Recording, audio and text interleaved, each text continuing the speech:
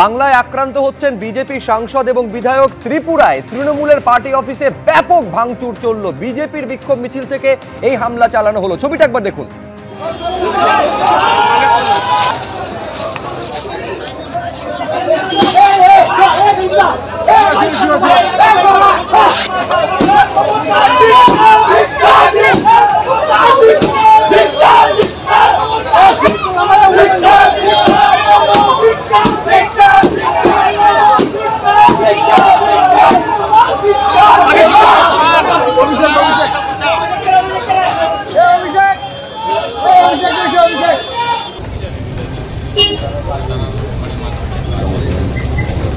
দেখতে পাচ্ছেন যথেষ্ট ভাঙচুর চালানো হয়েছে। যে গ্লোসাইন বোর্ড রয়েছে সেখানে ভাঙচুর চালানো হয়েছে। তৃণমূলের দলীয় কার্যালয়ে বিজেপির বিক্ষোভ মিছিল থেকে হামলা চালানো হয়েছে।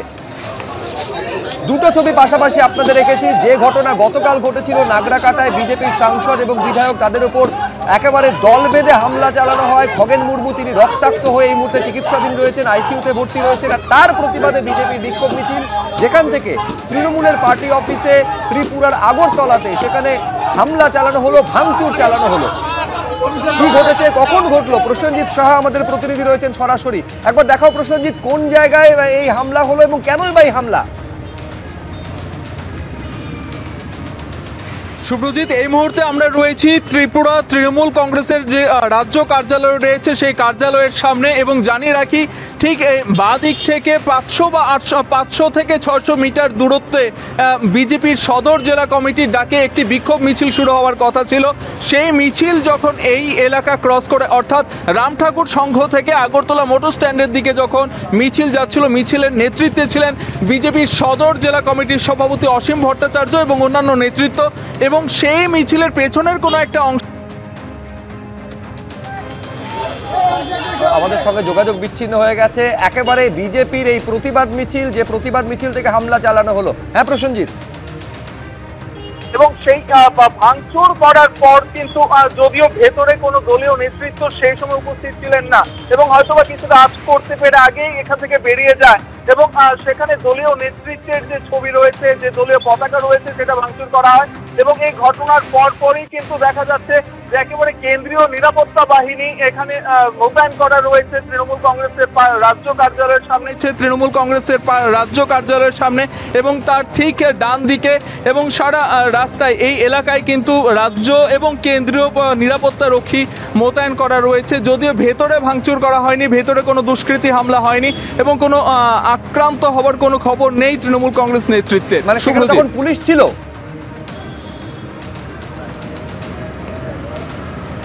যখন মিছিল হচ্ছিল, মিছিলের সময় পুলিশ ছিল, এবং মিছিলের একেবারে অগ্রভাগে পুলিশের নিরাপত্তায় মিছিলটা এগিয়ে যাচ্ছিল, এবং সেই অতর্কিতে সেই মিছিল থেকেই কিন্তু ভাঙচুর হয়। তার মানে পুলিশের উপস্থিতিতে হামলা এবং ভাঙচুরের ঘটনা ঘটলো প্রসেনজিৎ। তাদের যে গাছের টপ, পতাকা,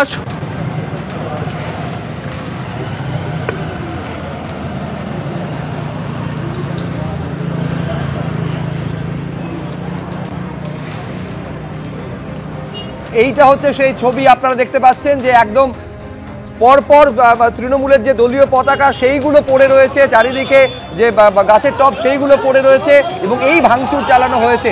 এইটা আমাদের জানাও প্রসেনজিৎ, যে পুলিশের উপস্থিতিতে হামলা এবং ভাঙচুরের ঘটনা ঘটলো। একেবারে সেই সময় পুলিশি উপস্থিতি ছিল, পুলিশের নিরাপত্তা ছিল, এবং সেই পুলিশি নিরাপত্তাতেই কিন্তু বিজেপির যে বিক্ষোভ মিছিলটা শুরু হয়েছে রাম ঠাকুর সংঘ থেকে, সেই জায়গা থেকে মিছিল এগিয়ে যেতে শুরু করে। মিছিলের আগের ভাগে পুলিশি নিরাপত্তা ছিল, এবং মিছিলের পেছন থেকে কোনো একটা অংশ থেকে সেই ঢিল, ইট পাটকেল ছুটতে শুরু করে, একেবারে বিক্ষোভ দেখাতে শুরু করে রাজ্য কার্যালয়ের সামনে এসে। একেবারে এই রাজ্য কার্যালয় তৃণমূলের আগরতলায় সেই পার্টি অফিসে ভাঙচুর চালানো হলো। এইটা নিয়ে তৃণমূলের কি প্রতিক্রিয়া রাখবো আপনাদের সামনে। তৃণমূলের তরফে কি প্রতিক্রিয়া আসছে এই যে ঘটনা, এই ঘটনাতে তৃণমূলের প্রতিক্রিয়া বলা হচ্ছে যে এটা কোনো বিচ্ছিন্ন ঘটনা নয়, গণতন্ত্রের ওপর আঘাত করা হয়েছে। বিরোধীদের কণ্ঠরোধ করতে ক্ষমতার ভীত আস্ফালন, গণতন্ত্র রক্ষার নামে বিজেপির গুন্ডা বাহিনীর তাণ্ডব চালিয়েছে। আমরা চুপ থাকবো না, আমরা নতও হব না। তৃণমূলের তরফে এই প্রতিক্রিয়া সামনে আসছে, অর্থাৎ এই ঘটনাকে গণতন্ত্রের উপর আঘাত বলে মনে করছে তৃণমূল কংগ্রেস। বিজেপির গুন্ডা বাহিনী তাণ্ডব চালিয়েছে বলে অভিযোগ করছে তৃণমূল কংগ্রেস।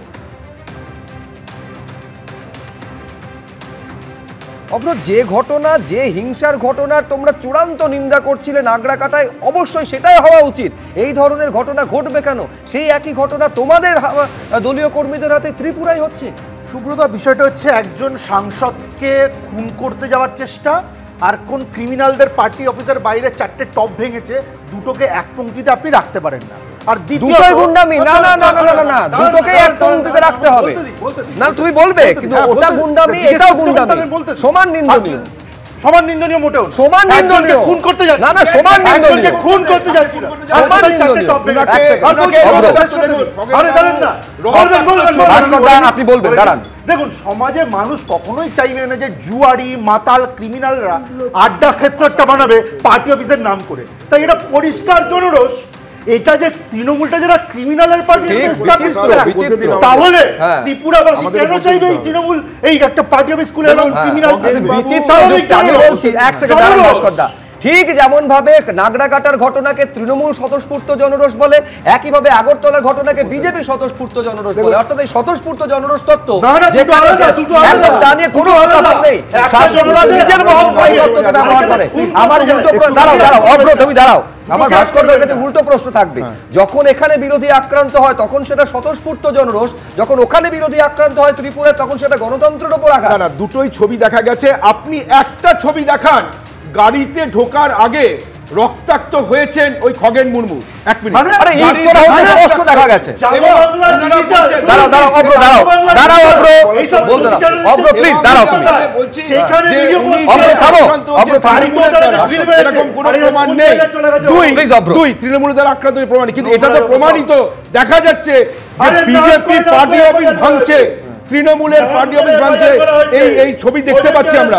সুতরাং এখানে তৃণমূলের কোনো খগেন বাবুকে মেরেছে বা কিছু করেছে এটা নয়। কোথায় আপনি একটা ছবি দেখান যে রক্তাক্ত হচ্ছে? পুলিশ মন্ত্রী উত্তর দিন। 8 জনের নামে এফআইআর করা হয়েছে, যে যাদের নামে এফআইআর করেছে, আপনি একটা ছবি দেখান যে খগেন বাবু রক্তাক্ত গাড়ির বাইরে। আমি দুজনকে থামালাম, আমি সুমনদার কাছে যাবো। অদ্ভুত একটা বিষয় সুমনদা, প্লিজ ভাস্করদা, আমি বলছি সুমনদা একটা অদ্ভুত সিমিলারিটি দেখতে পাবেন দুটো ক্ষেত্রে। যেমন নাগরাকাটায় পুলিশের সামনে আক্রান্ত মানে হামলার ঘটনা ঘটলো, হাত গুটিয়ে বসে থাকলো পুলিশ। একইভাবে ত্রিপুরার ঘটনাতেও হাত গুটিয়ে বসে থেকে যে পুলিশ, নাগরাকাটা ঘটনা 24 ঘন্টা পেরিয়ে গিয়েছে, শূন্য গ্রেফতারি। দেখুন, কোনো ধরনের বিরোধী নেতা বিরোধী আন্দোলনকে প্রতিহত করার চেষ্টা প্রশাসনকে সঙ্গে নিয়ে অত্যন্ত নিন্দনীয়। কি এগুলোকে আমরা বলি পলিটিক্যাল পারভার্সন। দুপক্ষেরই পলিটিক্যাল পারভার্সন রয়েছে। ত্রিপুরায় যে ঘটনা ঘটেছে নিন্দনীয়, খগেনবাবুর উপরে যে ঘটনা ঘটেছে অত্যন্ত নিন্দনীয়। কিন্তু আজকে এই প্যানেলে আমরা এসছি এই ঘটনা, এই দুজনের এই দুপক্ষ, এই তৃণমূল। ভাস্করদা প্লিজ বলতে দিন, প্লিজ থামুন আপনি। এতক্ষণ বলেও ভাস্করদা প্লিজ, ভাস্করদাকে থামাচ্ছি। সুমনদা কন্টিনিউ করুন। দেখুন, বিষয়টা হচ্ছে আজকে যে ঘটনা ঘটেছে, এতগুলো মানুষ মরেছে দুর্গাপুজোর পরে, এবং দুর্গাপুজোর আগেও আমরা সেম জিনিস দেখেছি। কলকাতার রাস্তায় বিভৎস বৃষ্টি হলো, জল জমলো, ল্যাম্পপোস্ট ধরে ইলেকট্রিফাইড হয়ে অতগুলো নাগরিককে আমরা হারালাম। প্রথম প্রশ্ন হচ্ছে, মমতা বন্দ্যোপাধ্যায় তার প্রশাসনের অপদার্থতাকে কবে স্বীকার করবেন? বিরোধীরা প্রশ্ন তুললে সেটা নাকি বাংলার মানুষকে দিকভ্রান্ত করা হয়। এটাকে আপনি পলিটিক্যাল পারভার্সন বলবেন না তো কি বলবেন? আজকে উনি বলছেন, ওনার মুখপাত্ররা বলছে যে যখন কার্নিভাল চলছিল আর উত্তরবঙ্গে তাণ্ডব চলছে, মমতা বন্দ্যোপাধ্যায় ওই জুনমালিয়ার দেবদের সঙ্গে আমি উল্টো যুক্তিটাও দিতে হবে। সেটা হচ্ছে, শুনুন না, আজকে মুখ্যমন্ত্রী বলেছেন তিনি যদি সেদিনই ঘটনাস্থলে যেতেন তাহলে ভিআইপি ট্রিটমেন্ট হতো, আলটিমেটলি উদ্ধার কাজটা ব্যাহত হতো না। অবশ্যই মিথ্যে কথা বলছে। আপনি প্রশাসনের কাজ করেছে। আপনাকে আমি এক মুহূর্ত ডিস্টার্ব করিনি। শালীনতা বজায় রাখুন, দলের চরিত্র এখানে বার করে আনবেন না প্লিজ। আমি একটা কথা বলতে চাই, মাননীয় মুখ্যমন্ত্রী সেই মুহূর্তে সেই কার্নিভালের ব্যবস্থাপনা কোনো সিনিয়র ক্যাবিনেট মিনিস্টার বা নেতৃত্বর হাতে ছেড়ে উনি নিজে রওনা হননি কেন? কারণ ওনাকে ফিল্ম স্টারদের সঙ্গে বিদেশি অতিথিদের সামনে ভায়োলিন বাজাতে হবে।